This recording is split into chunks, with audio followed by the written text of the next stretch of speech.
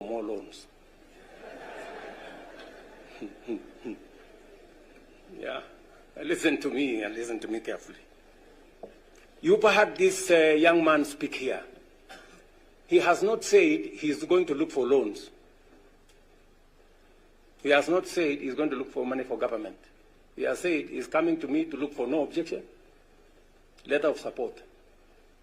Because he wants to transform this place using private-public partnerships. And you have seen him with some of the partners that he's going to work with. That is the way to the future.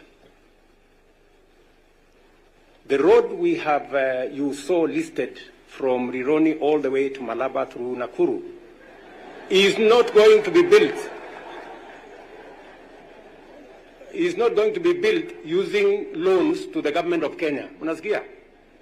It is going to be built using a toll infrastructure, public-private partnership, investment.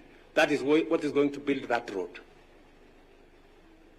The railway you saw put in the framework that we negotiated in China, from now Naivasha all the way to Uganda, is also going to be built not by loans to the government of Kenya, but it's going to be built by investments.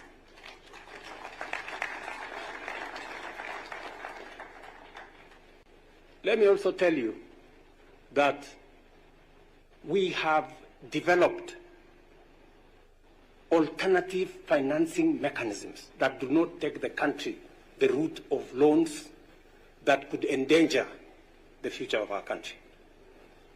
And I have been resolute in saying that we must find alternative financing mechanisms.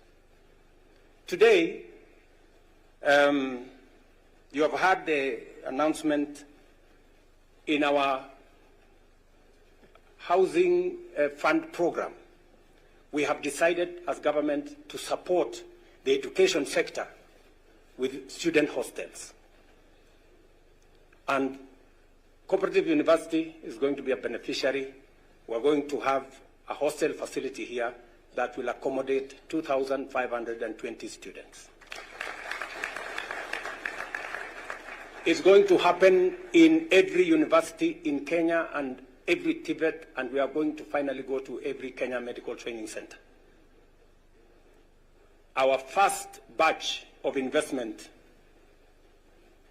is to build hostel spaces for 130,000 students in universities, colleges, and Tibet. And that money is not money that is borrowed, right? It's not loans. We're not going to build a hostel for you here using loans. We are going to use money we have raised, our own local resources. That is how to build the country. It is the money we are using to build all the housing units. It's the money we are using to build 400 markets, not loans, resources raised by Kenyan taxpayers. That is how we are going to change this country, good people. So, I don't mind the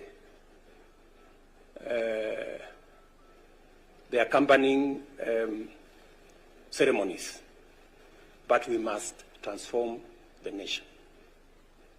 And it has to take some bold thinking, bold action to take ourselves into the future. And that's why I'm very encouraged to see a young man from Kenya working as an international servant, bringing that oomph and expertise and knowledge and courage to our country. Allow me, ladies and gentlemen, to say accordingly, we are implementing a sustainable higher education funding model, as I said earlier, to ensure every learner has an opportunity to be their best. The cooperative model is central in our economic transformation strategy. With over 14 million members, cooperatives now contribute nearly half of our national savings and finance 90% of some of the housing stock that is going on.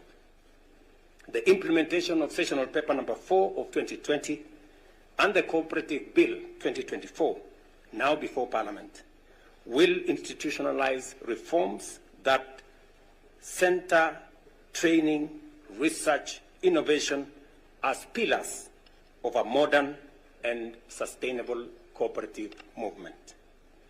This university is not just a partner in this effort. It is an anchor. I like what was said here, and I like the questions Chitunga is asking.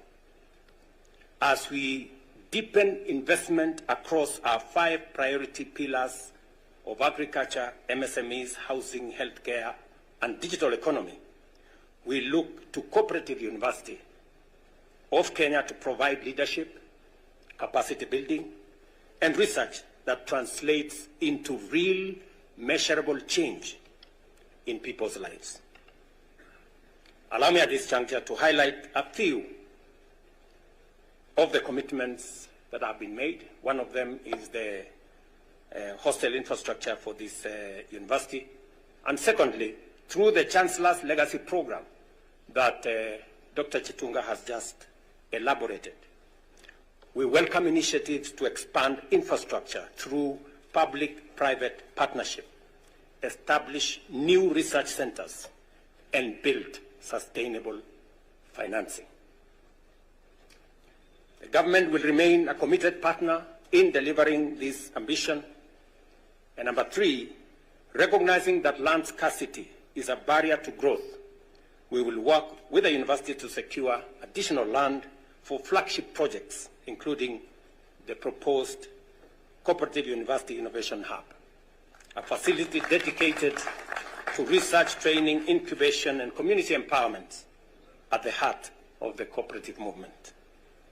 Ladies and gentlemen, the Cooperative University of Kenya must continue to serve as a national resource, a catalyst for social equity, and a laboratory for economic transformation, and a beacon of hope for communities it serves.